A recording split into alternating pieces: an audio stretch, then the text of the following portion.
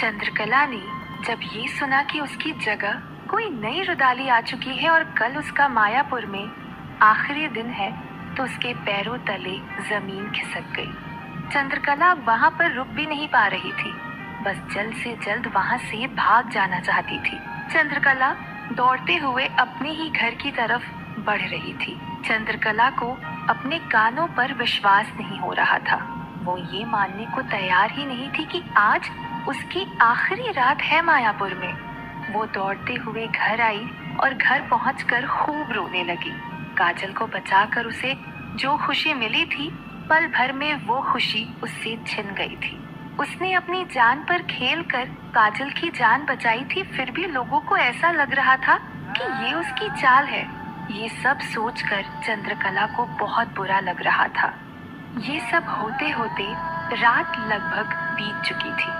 चंद्रकला अपने बिस्तर पर जाकर नीति से लिपट कर सो गई, लेकिन उसे जरा भी नींद नहीं आ रही थी, बल्कि उसकी आंखों से आंसू बहे जा रहे थे। धीरे धीरे उसे यही सोचते सोचते नींद आ गई कि कल सुबह जब उठूं तो कोई आकर उसे बस ये कह दे कि ये सब सपना था चंद्रकला, तुम कहीं नहीं जा रही हो, मायापुर ही तुम्हारा घर है। पर हुआ इसके बिल्कुल विपरीत था। रात में बहुत देरी से सोने की वजह से सुबह के 7 बज चुके थे, फिर भी चंद्रकला की नींद नहीं खुली थी। तभी किसी ने दरवाजा खटखटाया। दरवाजे के खटखटाने से चंद्रकला की आंख खुली। चंद्रकला ने बाहर झांक कर देखा तो बाहर मुर्गे बांग दे चुके थे। सूरज अपनी रोशनी बिखेर चुका था। चंद्रकला ने उठकर दरवाजा खोला तो देखा कि सामने एक 15 साल का लड़का खड़ा था। उसने चंद्रकला से कहा, चाची 10 बजे पंचायत बैठेगी, आपको बुलाया है। इतना कहकर वो लड़का वहां से चला गया। जिस बात का सबसे ज्यादा डर था, वही खबर चंद्रकला ने सुबह उठते ही सुनी थी। पलक झपकते ही 10 बज चुके थे और पंचायत का समय हो चुका था। चंद्रकला पंचायत में जाने के लिए घर से निकली और कुछ ही देर में वहां पहुंच चुकी थी। आज पंचायत में भी बहुत ज्यादा भीड़ थी। चंद्रकला के साथ साथ गांव वालों के लिए भी आज का फैसला कोई छोटा फैसला नहीं था। गांव में लोगों ने रुदाली के नाम पर सिर्फ चंद्रकला को ही देखा था। सालों से चंद्रकला के अलावा कोई दूसरी रुदाली यहाँ आई भी नहीं थी। आज उसी रुदाली को बदलने का फैसला होने वाला था। कुछ ही देर में वहाँ पर यामिनी, योगेंद्र, राघव और उनके साथ गांव की नई रुदाली भी वहाँ पहुँच चुकी थी। गांव वालों ने जब नई रुदाली को देखा तो किसी को भरोसा नहीं हुआ कि यही नई रुदाली है। लोगों में आपस में खुसर-फुसर होने लगी। लोगों में खुसर-फुसर देखकर यामिनी भी समझ गई थी कि ये लोग आपस में क्या बात कर रहे होंगे। सब लोग अपनी अपनी जगह बैठ गए। पांचों पंच सामने बैठ गए थे और उनके सामने लगभग पूरा गांव बैठ गया था। आज 2 गुट बन चुके थे। एक गुट जो चंद्रकला के बहुत ज्यादा खिलाफ था और एक गुट जो चंद्रकला के साथ थे। चंद्रकला के खिलाफ तो पिछली बार भी बहुत लोग थे, इस बार उससे भी ज्यादा हो गए थे। जैसे कि सुनीता का पति सुरेश, उसका ससुर, पुजारी जी, शंभू, भानु सिंह, प्रताप, शारदा का छोटा भाई और भी काफी लोग। लेकिन लोग आज ये देखकर थोड़े दंग थे कि जहाँ पिछली बार चंद्रकला अकेले थी, वहीं आज चंद्रकला के साथ भी कुछ लोग थे जो चंद्रकला के पीछे खड़े थे, जैसे कि भारती, पवन, कमलाताई, शारदा के पिता और भोला। गांव वाले ये देखकर हंस भी रहे थे कि चंद्रकला के पीछे गिनती के 5 आदमी थे, उनमें से भी 2 पागल थे। यामिनी ने पंचायत की शुरुआत करते हुए कहा, वैसे तो पिछली बार ही फैसला हो चुका था कि जब गांव में नई रुदाली आ जाएगी तो चंद्रकला को ये गांव छोड़कर जाना होगा। तो उस हिसाब से गांव में नई रुदाली आ चुकी है, इसीलिए चंद्रकला को अब मायापुर छोड़कर जाना होगा। लेकिन इसके अलावा किसी को कुछ कहना है या चंद्रकला को अपने पक्ष में कुछ कहना है तो कह सकती है। जैसे ही यामिनी ने अपनी बात खत्म की, चंद्रकला के पीछे खड़े पवन ने कहा, मालकिन, पिछली बार तक तो मुझे भी लग रहा था कि चंद्रकला को इस गांव को छोड़कर चले जाना चाहिए, लेकिन कल रात से मेरा मत पूरी तरह बदल गया है। कल रात को मेरी पत्नी काजल पर काले साए ने हमला किया। चंद्रकला वहाँ नहीं पहुँचती तो हम काजल को खो चुके होते। तो मेरा मत ये है, अगर चंद्रकला मायापुर से चली जाएगी तो गांव वालों को उस काले साए से कौन बचाएगा। इसीलिए मैं चाहता हूँ कि चंद्रकला ही मायापुर की रुदाली रहे। पवन की ये बात सुनकर सामने बैठे लोग भी आपस में बातें करने लगे। यामिनी इसका कुछ जवाब देती इसके पहले ही सामने खड़े सुनीता के ससुर राधे श्याम जी ने कहा, बेटा पवन, हम तुम्हारी भावना समझते हैं। चंद्रकला ने तुम्हारी पत्नी की जान बचाई है, इसीलिए तुम्हारी भावनाएं चंद्रकला के साथ है। लेकिन हमने इस चंद्रकला की वजह से अपनी बहू खोई है। और वैसे भी ये काला साया आया भी तो इस चंद्रकला की वजह से ही है। अब जब ये चंद्रकला इस गांव में नहीं रहेगी तो फिर शायद वो काला साया भी यहाँ से चला जाएगा। राधे श्याम जी का साथ देते हुए प्रताप ने कहा, बिल्कुल सही कह रहे हैं चाचा।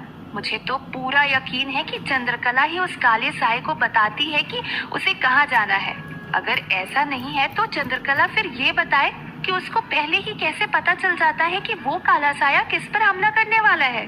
शारदा पे हमला हुआ उस वक्त भी चंद्रकला पहले ही पहुंच चुकी थी। और कल रात तो मैंने अपनी आंखों से देखा है, जब काले साए ने काजल पर हमला किया भी नहीं था, उससे पहले ही वो पवन के घर में ताक झांक कर रही थी। प्रताप का साथ देते हुए सामने बैठी भीड़ में से एक आदमी ने जवाब मांगा। हाँ हाँ चंद्रकला, जवाब दो, कैसे पता चल जाता है। एक आदमी के कहते ही भीड़ ने एक साथ कहना शुरू कर दिया, हाँ हाँ चंद्रकला, जवाब दो, जवाब दो। यामिनी ने हाथ के इशारे से सबको शांत कराते हुए कहा, सब जो पूछ रहे हैं उसका जवाब दो चंद्रकला। चंद्रकला ने आखिरकार जवाब देते हुए कहा, कल दिन में भी काजल के ऊपर हमला हुआ था। उसके बाद ही मैं काजल को टीले वाले बाबा का रुद्राक्ष देने गई थी। तो मुझे यकीन था कि वो काला साया रात में भी काजल पर हमला जरूर करेगा। यही सोचकर मैं तसल्ली करने गई थी कि वहाँ सब ठीक है कि नहीं। जैसे ही चंद्रकला ने ये कहा, सामने से प्रताप ने फिर एक सवाल पूछ लिया, अच्छा तो फिर तुम्हें ये कैसे पता चला कि कल दिन में उस पर हमला हुआ था? हम तो उसके पड़ोसी हैं, हमें तो नहीं पता था। ऊपर से तुम्हें तो गांव में जाने से मना भी किया हुआ है। इस पर चंद्रकला ने पास खड़े कमला ताई की तरफ देखा। चंद्रकला नहीं चाहती थी कि इन सब में कमला ताई का कहीं पर भी नाम आए, इसीलिए वो बिल्कुल चुप रही। लेकिन चंद्रकला को इस तरह चुप देखकर कमला ताई से रहा नहीं गया और वो बोलने ही वाली थी कि चंद्रकला ने कमला ताई का हाथ पकड़ के इशारे में कुछ भी ना बताने के लिए कहा। कमला ताई भी बिल्कुल चुप रही। चंद्रकला को चुप देखकर भानु सिंह ने कहा, चंद्रकला की चुप्पी सब बता रही है मालकिन कि इसके मन में चोर छिपा हुआ है। इस पर शारदा का छोटा भाई भी चुप नहीं बैठा और उसने कहा, हाँ, शारदा दीदी के बारे में भी हम में से किसी ने कुछ नहीं बताया था। फिर भी ना जाने चंद्रकला दीदी जहाँ थी वहाँ कैसे पहुँच गई और हमसे हमारी दीदी छीन ली। कहते कहते शारदा का छोटा भाई काफी भावुक हो गया। लेकिन जैसे ही शारदा के छोटे भाई ने ये कहा, शारदा के पिता मोहन जी ने कहा, नहीं नहीं, शारदा को चंद्रकला ने नहीं, मैंने मार दिया। मैंने अपनी बेटी को मार दिया, मैंने अपनी बेटी को मार दिया। जब भी शारदा की बात होती थी, मोहन जी को सब याद आ जाता था और वो यही एक बात दोहराने लगते थे। शारदा की माँ आगे आई और उन्हें घर ले जाने लगी। जाते जाते मोहन जी आवाज लगाते हुए कहने लगे, चंद्रकला को कहीं मत जाने देना, चंद्रकला को कहीं मत जाने देना। चंद्रकला ही है जो हम सबको बचा सकती है, वरना हम सब मारे जाएंगे। वो बहुत खतरनाक है, वो किसी को नहीं छोड़ेगी।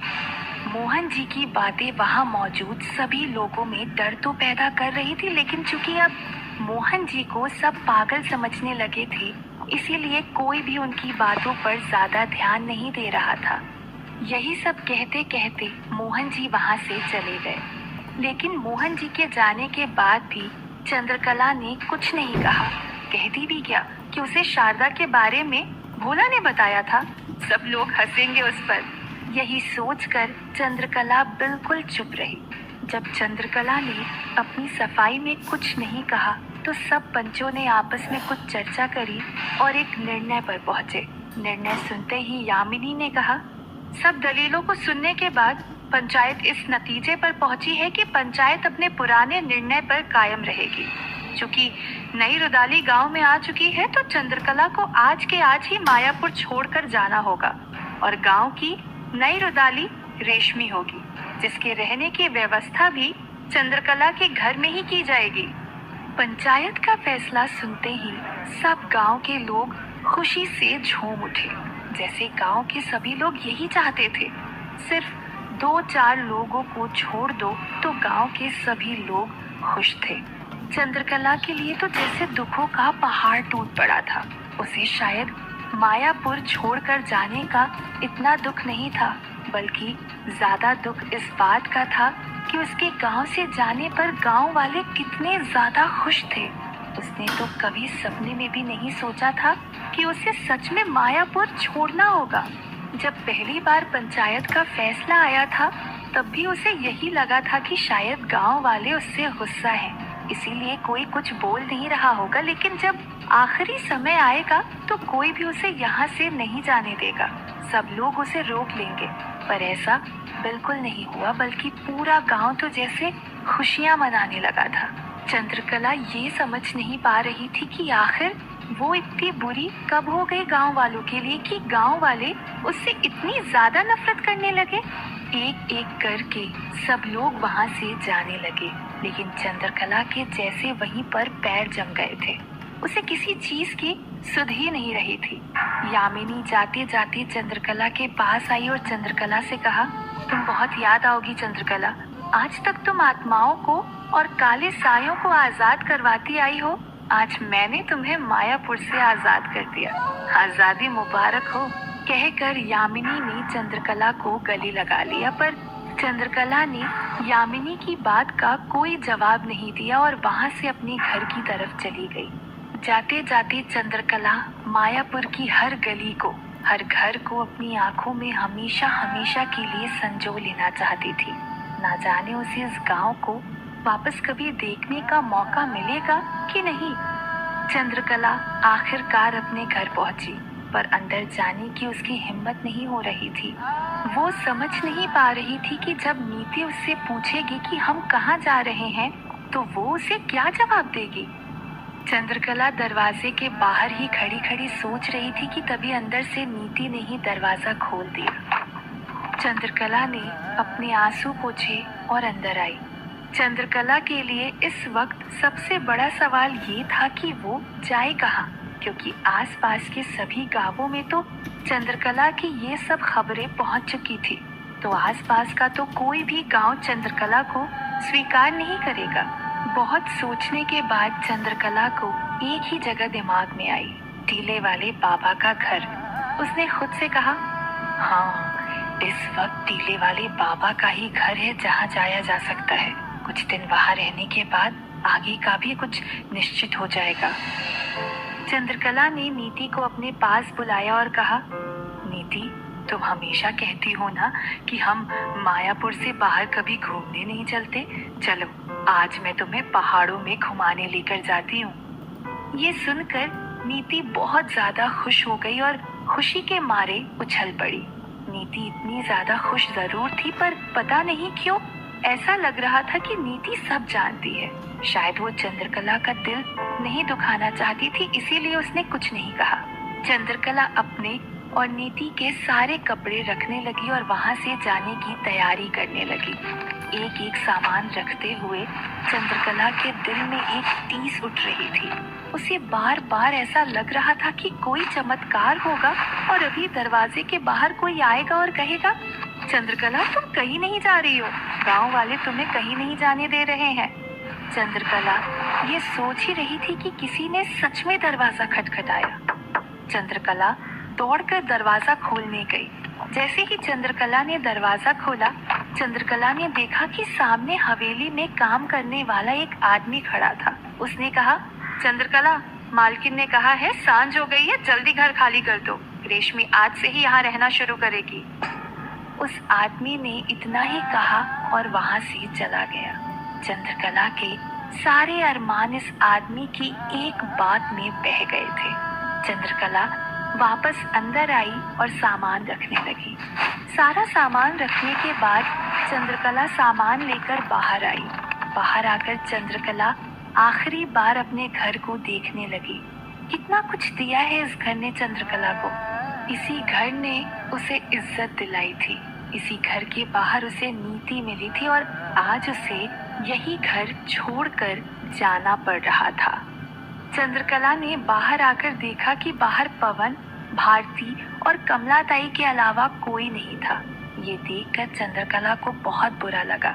उसे लगा कि गांव वाले चाहे उससे कितनी भी नफरत क्यों न करने लगे, लेकिन आखिरी बार तो उससे मिलने ही आएंगे। लेकिन वो बिल्कुल गलत थी। शायद गांव वाले अब उसकी शक्ल भी नहीं देखना चाहते हैं। चंद्रकला सबसे मिली और वहां से चली गई। चंद्रकला हमेशा हमेशा के लिए गांव से बाहर जा रही थी और मालती ये देखकर बहुत ज्यादा खुश हो रही थी। अब उसे रोकने वाला कोई नहीं रह गया था और अब वो अपना अगला शिकार खोजने के लिए निकल गई। क्या करेगी अब चंद्रकला टीले वाले बाबा के यहाँ पहुंचकर, और कौन होगा मालती का अगला शिकार?